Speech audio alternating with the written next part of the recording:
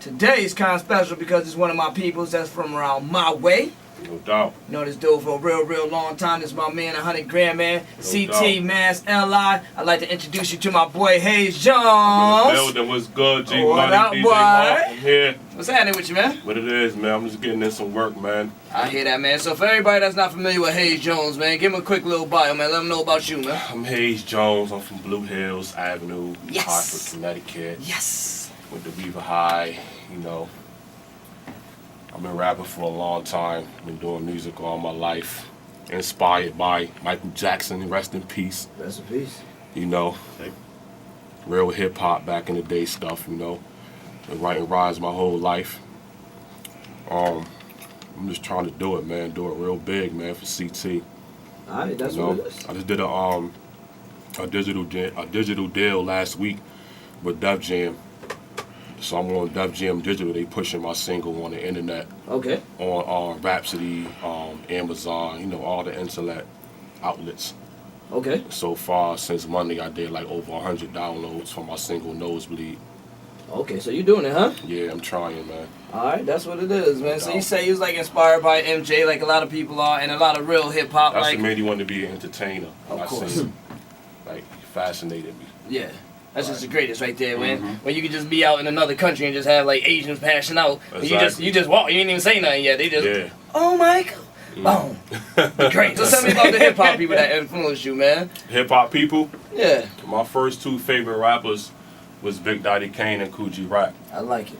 And then when they died out, it passed on to Black Moon. And then when Black Moon kind of died out, it passed on to Nas. And then Mobb Deep. Okay. And then I kind of stuck with that, like in the Queensbridge era for a minute, because that's my era. The Brown Water, the Henny, Cognac era. You know what I'm saying? The War Report era. Ooh. You know what I'm saying? Uh-huh. So it's like, you know, I was stuck on that.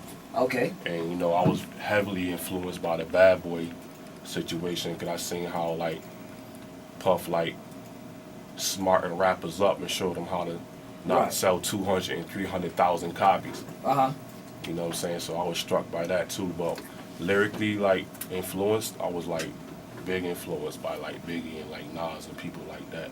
Alright, that's what it is, man. You know So what I'm that's some saying? of the People greats from the right there. hood that made it. Exactly. I like that, man. So you said that Def Jam did a digital deal. And what was the song called? Nosebleed. All right. Produced by Rockwilder. Like, everybody know who Rockwilder is. Y'all Uh-huh. not familiar with Rockwilder.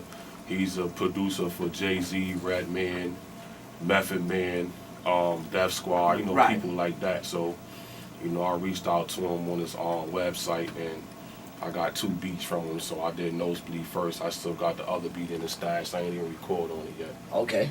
Yeah. Alright, so tell me about this song, man. Nosebleed, man. When I hear that, I mean, that sound like you up top at Giant Stadium or something like that, man. So I tell me about thought this the Nosebleed. title came from, like, you know how sometimes, like, when you in the club or whatever, like, sometimes, like, you can say, like, the corniest line to a female Right. to make them laugh. Right. I just thought of the corniest line that I can make a song and a hit out of it, because corny stuff usually sell. Not saying the song is corny, but it's like, I just wanted to catch people's attention. Okay.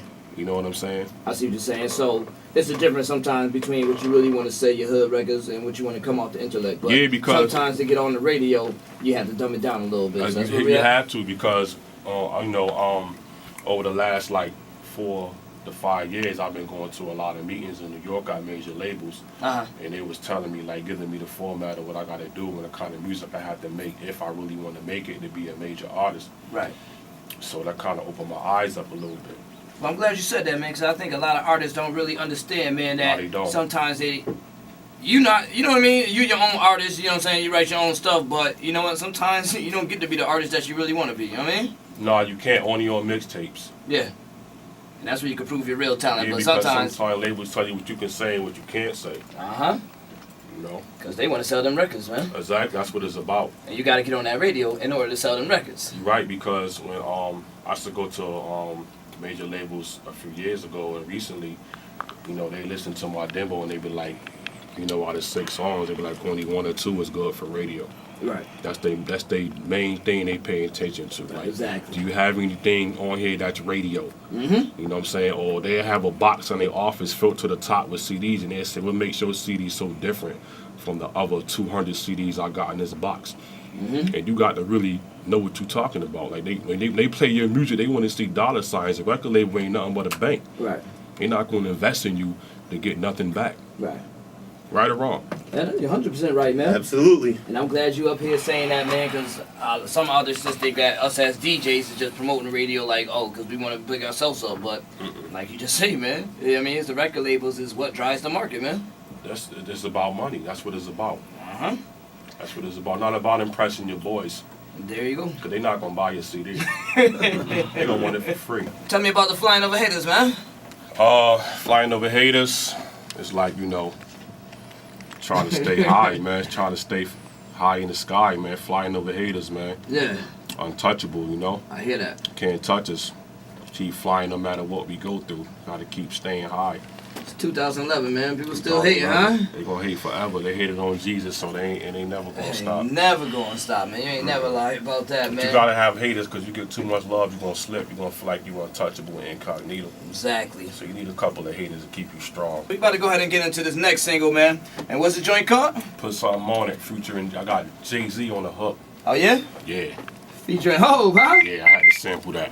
I like that one right there, man. No doubt. So, tell me about the concept of this joint right here, man. Put something on it. A lot of people talk this and that. Just put something on it. I don't want to hear what you gotta say. Just put something on it. Just go hard, huh? Just go hard. Put something on it. What's in the future for Haze Jones? I'm just trying to do my numbers. Basically, that's my number one mission right now, to do my numbers on Def Jam Digital / iTunes to get my numbers up. I try to do a couple of thousand of downloads so I can really get that exclusive record deal.